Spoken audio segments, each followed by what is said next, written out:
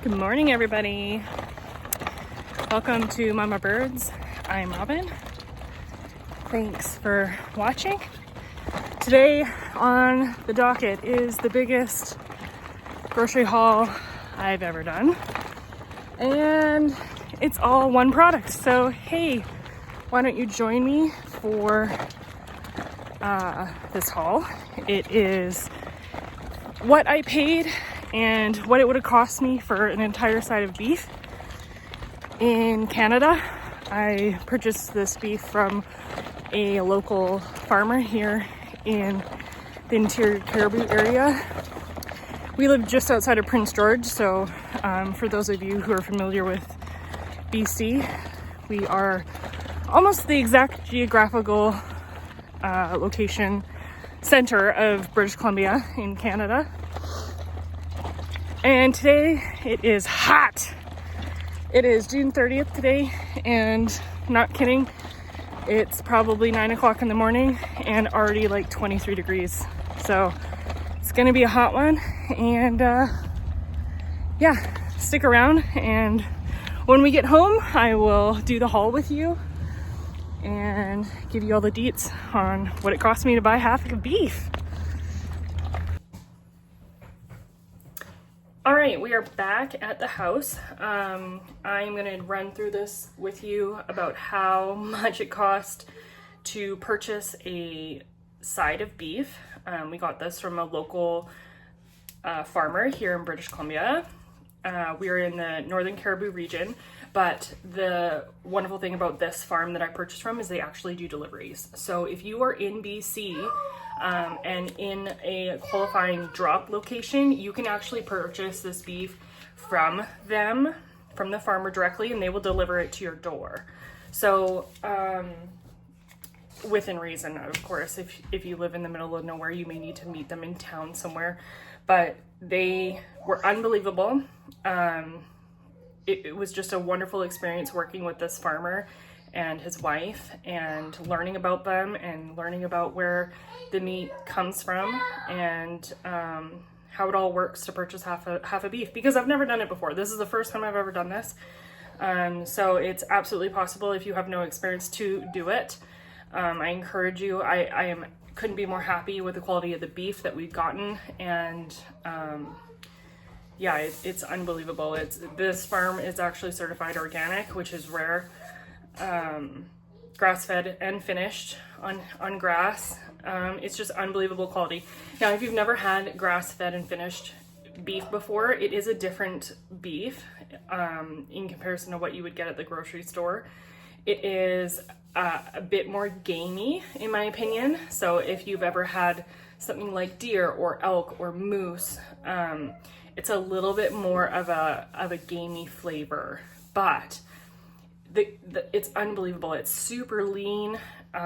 It's so unreal. I just can't even express how unbelievable this whole experience has really been. And the quality is just, it's second to none. And that being said, no wonder, because I tried so hard to get price comparisons for you, what it would cost me if I went to the local grocery store. And it is nearly impossible for me to find some of these cuts of meat at the grocery store that are comparable in quality. I can get some organic beef, I can get some grass-fed beef, I can get some grass-finished beef.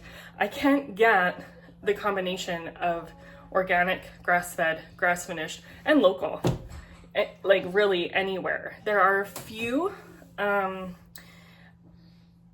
options in my area for like one or two of those categories, but definitely not all of them.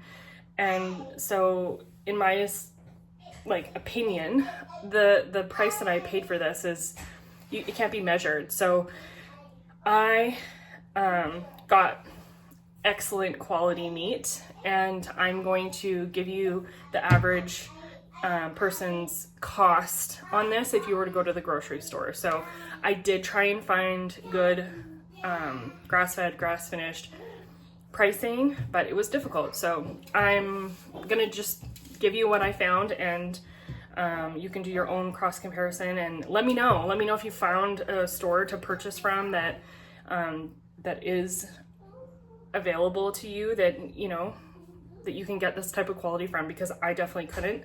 And we're in a massive town. So that being said, it was a huge upfront cost. It cost me a lot of money to purchase this beef, but it will last my family well over a year. I am going to end up canning some of it. I like some of the beef into jars, like beef stew, or stroganoff soups and things like that for the winter. But for the most part, we're going to try and eat through it as much as we can, and just enjoy it as it was intended to be. So I absolutely encourage anybody who has the opportunity to do so to get on board with purchasing your beef from a local farmer in your area. Like I said, it is a huge cost to purchase a half a beef, and not to mention storage. I thought that I could get away with a 7 cubic foot freezer, and that was not enough room. I absolutely needed at least 2 of those. I think you could probably get away with a 10 cubic foot, but I have 2 7 cubic foot freezers, and they were packed because I did have a few things in my second freezer that I kept, you know, butter, some chicken. I had some sausage in there too, I think, and a few other little things, some frozen fruit. But for the most part, it wasn't too full because we had just moved at that time. So I would absolutely suggest a 10 foot if you're getting a half a side, or a half a beef, so a full side of beef. Absolutely get a 10 cubic foot or a larger freezer if you have the space and the budget to do so. So that's absolutely my tip. It's not going to fit in 7 cubic feet. Being called. We know that this is expensive. It is expensive. It is a huge upfront cost. But I wanted to give you a couple ways that you could cut down on that. So obviously, don't buy a whole half. You can buy a quarter. You can buy packages. They have boxes or like kits, you know, a summer kit or barbecue kit, or different ways for you to not actually get this much meat. Yes, you're paying more for it. That's just a reality. When you buy in bulk, it's less expensive.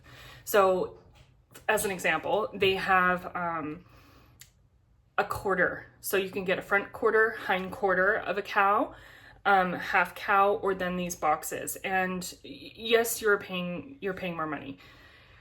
Another option is to get a friend or a family member, another mama, another family in the area where you live, to go in on the half with you. So divide it 50-50 once you get all of the meat, split it down the middle, and you know, it cuts your costs in half.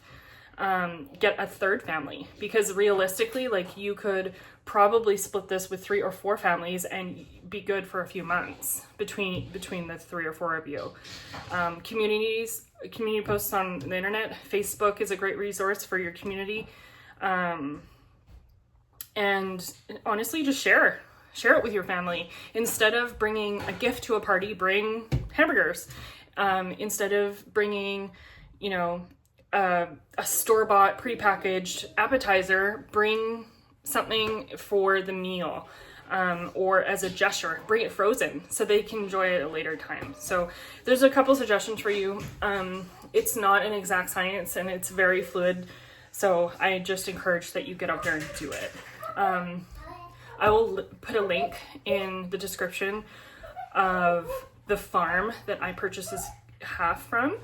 Like I said, they do deliver in BC, so if you are in BC, look them up, check it out. I believe it's $200 threshold, so if you spend $200, you get free shipping or free delivery by the farmer themselves. So they are fantastic, like I said, to work with. You just ask as many questions as you need to know. They will help you, and yeah, don't be intimidated to do this, because it is significantly more easy than I realized. This is so funny because I have like these notes. So the other thing that I was super intimidated by, because it was scary to spend this much money, is what am I going to do with it? How am I going to cook it? How am I going to prepare these cuts of meats that I've never had before? You know, prime rib, brisket, you know, tenderloin. All of these meats are very intimidating to me because I've never purchased them before because I couldn't afford it. You know, some of the pricing in the grocery store is upwards of $40 a pound for some of these cuts of meat, and it just wasn't a realistic, you know, endeavor for me to purchase something like that for that much money. You know, I could make, you know, that $100 roast stretch so much further by purchasing different cuts and different options of protein. So I am going to leave another resource. It's Canadian Beef Company, and they basically explain all the cuts of meat for you. So how to cook them, what to do with them, how to store them, what you should or shouldn't do, ways to cook them, temperature guides, recipes even. It's a great resource. So that's what I've been using for a lot of these cuts of meat that I'm not familiar with. So hopefully you'll find that super helpful. Those were basically the topics that I wanted to go through with you. Now I want to explain to you how it really worked, like what the process was. So I reached out to the farmer. She reached back. I said I wanted to purchase a half. There was no deposit. She didn't require a deposit, so I didn't have to deal with that. And all of the pricing includes the slaughter of the animal, the storage of the animal, and the processing. So all of the cutting, all of the butchering, everything is included in the price that you see on their website. So it was super user-friendly. I didn't have to do any math. I didn't have to figure out, you know, who I was paying first or what I was doing at the next step. Like, I didn't have to figure it out. I called her. I said, I want a half. She said, okay. She then provided me with a cut list. And that basically, I got to choose which cuts of meat I wanted. So if you want a T-bone versus if you want a strip loin, or if you want an inside or outside round roasts, or if you wanted a chuck roast, or if you wanted ribs, or, you know, what you wanted.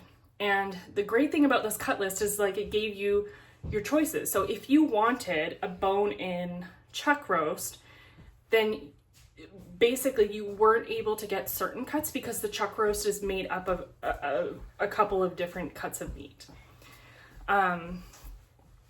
Anyways, it was so straightforward. I literally just went click, click, click. Yep, I like that. Yep, I like that. Yes, these are options that I can, you know, try and experiment with.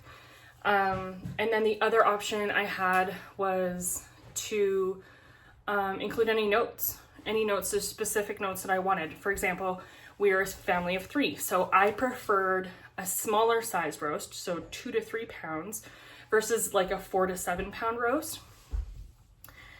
Because that much meat, it would just be so difficult. Like, it would take us a whole week to eat through it, or maybe not a whole week, but like a longer period of time, like several days to eat through one roast. So I prefer to have them in a smaller roast so that when we finish the meal that, you know, you're finished, and then we move on to the next thing. The other thing I got to put in these comments was my request for any extras. So the extras would be the fat, also called tallow, bones, you can request the bones, any sort of organ meat, things like that, the extra stuff. I didn't want anything to go to waste, so I requested all of it as much as I could get. These things I don't believe were included in the pricing, because they're actually items that are discarded once the animal is slaughtered. So the intestines and all of the innards are removed, the skin is removed, and the head is removed, and that is what we call hanging weight. So hanging weight is what I paid for. Didn't include the intestines, didn't include any sort of innards, or intestines, I guess, but like the organ meat, didn't include any of it, fat or skin or the head. So when she called, she said, your hanging weight is 300 pounds. And I was blown away. I didn't realize it was going to be that much, but yeah, I was all in, let's do it. So then they proceed, and they age the hanging weighted carcass for several days. I'm not sure exactly how many, but I just went with her recommendation. If you're familiar with hanging weight or dry aging or cold aging, I'd love to know more about that, because I'm not really sure exactly what that process was. I just trusted her judgment. I went with what she said to do. And I think that it was a little bit of a standard, like, for their business. So I believe it's 10 days. I could be wrong, but it's about that for the aging process. And what happens is a lot of the moisture that is in the actual muscle tissue, it evaporates or is removed from the actual meat itself. And then the butcher takes the carcass after it's been aged and breaks down the actual side or the beef itself, and that's what you're left with. So you're left with these cuts of meat, and it's less than 300 pounds. Now, the actual meat, total meat that I got, so steaks, roasts, and ground beef, was 195 pounds, so just shy of 200. So in that aging process, we lost 100 pounds worth of actual, moisture, I guess, is really what it is. And in lieu of that, this isn't common. I don't think it's a typical practice, but I did ask for as much as I could get. So they gave me an 80-pound case of bones. So I think half of that were things like stew bones, or for soups and stocks and things like that, marrow bones, any sort of like hard knuckle, joint bones, things like that that are large, was about half. And then the other half was your scrap bones. So like your rib bones, or any sort of like smaller bones that were less desirable, or typically what they would turn those into is like dog treats or dog food. So they grind them up really small. I think sometimes some places do make them into a fertilizer. But in any case, I asked for as much as I could. So they asked me, do you want this? And I said, yes, please. So I got 80 pounds worth of bones, and I got 35 pounds worth of tallow. Tallow is not something, like I said, not something that is typically included in a half. So if you don't ask for it, you're not going to get it. So all in all, I ended up actually getting 309 pounds of product, with 195 of that being actual meat. So you can chalk that up to being value or not value. I don't know. I think that what I got is exactly what I paid for. So if not a little bit more, because they didn't have to give me all of these bones in the grand scheme of things. They didn't have to, but they did. And so I am super grateful. I'm super grateful. And that is kind of how it worked to get the beef organized and sorted. Okay, so in a half, I'm going to give you the cuts that I got, how much I got, and then I'm going to go through the pricing with you, like I mentioned, that I tried to source as best I could. Ground beef is going to be the number one thing I start with, just because it's the first thing that people always ask. How much ground beef was it though? Because ground beef is a lesser cost when we're talking about pricing per pound of meat. So ground beef is less desirable. So we got 85 pounds worth of ground beef. Next up is roasts. We got 16 pounds of blade roast, 13.5 pounds of inside round roast. Outside round, we got 10 pounds. Prime rib, 7.5 pounds. I believe that was split into 2 or potentially 3 roasts, which is nice because 7.5 pounds of meat is just crazy. Beef tenderloin was 3.5 pounds. Brisket, 14.5 pounds. Short ribs, 10 pounds. So all in all, 75 pounds worth of roasts and ribs. Steaks, we got 9.5 pounds of sirloin tip, 4.5 pounds of strip loins. I have round steaks, we got about 4 or 5 pounds. Boneless ribs steaks, we got 6 pounds. Skirt steaks, 3 pounds, and I believe we got 2 of those, so 6 pounds total. Sirloin steaks, 7 pounds of that. Flank steak was 2 pounds for about 36 pounds worth of steak. And then, as I mentioned, we got the tallow and the beef bones. Beef bones were about 80 pounds and the tallow was about 35 pounds. So grand total 309 pounds of product. Now, I was blown away by some of the pricing, because for this half, I paid $10 a pound across the board for every single cut of meat. The ground beef, I paid 10 pounds. The steaks, I paid 10 pounds, or $10 a pound. The bones, the tallow, everything. I paid $10 a pound at 300 pounds hanging for this entire thing. So after doing some research, some of the things that I just blew me away. Beef tenderloin is the number one thing for me that I was just shocked by. In my area, you cannot get a organic version, and you cannot get a grass-finished version. I can get grass-fed, and so the average weight of none of those things and a grass-fed beef tenderloin, the average weight per pound, or cost per pound, was $44.64 per pound for the beef tenderloin. Most of the roasts came in at around 15 to 16 pounds. The brisket was a little bit less expensive, and the ground beef was around 10 pounds. Some of them were less, some of them were more, just depending on which store I was shopping at. So some of them were, I think, around $12 a pound. I think Costco was about $12 a pound. But some of the other local stores were a little bit less expensive, around $9. So I averaged about $10.35. Steaks were mostly around $15 to $16 a pound. Eye brown steaks are about $12, $13.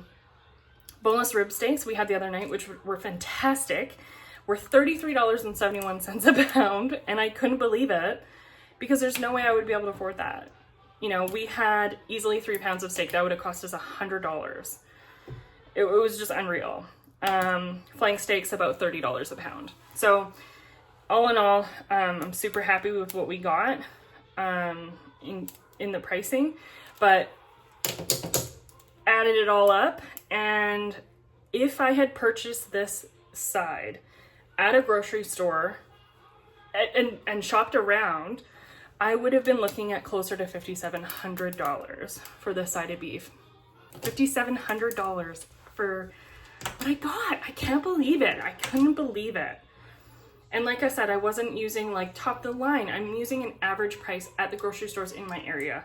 And you know, if you got the organic beef, if you got the grass-fed and finished beef, and you got local beef, you're looking at easily $7 or $8 a pound more than what I was able to even source. So, I mean, the pricing is just going through the ceiling, and I just couldn't even bring myself to write that price down, because it's just insane. It's just, the cost of groceries is just outrageous, and this is a great way for you to reduce your cost. But it's huge up front, but in the long run, you know, I figure I paid $260 a month for beef. And like I said, we're not going to get through this in 1 year. So over, you know, the next little while, it's going to be wonderful having this beef in my fridge, and I couldn't be more happy about it. So I'm sure that I forgot something.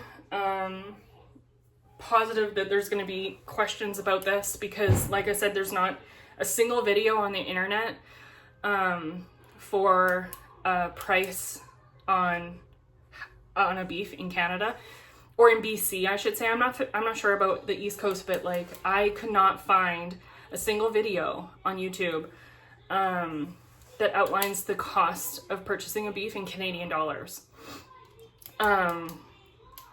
So hopefully this is going to help somebody. That's kind of my goal here on YouTube, is if I help one person with something that they're struggling with, then that's a win for me, and that is what I'm here for. If you have any questions, please don't hesitate to reach out to me. I did put my email address in my channel description. Consider subscribing. We're gonna do a lot more. I did an intro too, so if you're looking for a recipe for a snack, you can check that out. Next up, I've got some canning projects on the go. I'm not sure exactly what I'm gonna do first, but I am gonna do a pressure canning video for sure, because I think it's super important not to be intimidated by such a wonderful process. And don't get me wrong, it is intimidating, so especially if you haven't done it. So I'm here as much as I can be. We're gonna try and do this once a week with everybody, and yeah, if you have anything that you're looking for, or if you want some help on something, if you're struggling with something, let me know, and I will do my best to do some research for you and make sure that we can get that situation sorted. Yeah, if you have any questions, send me an email, put it in the comments, consider subscribing, and we'll catch you in the next one.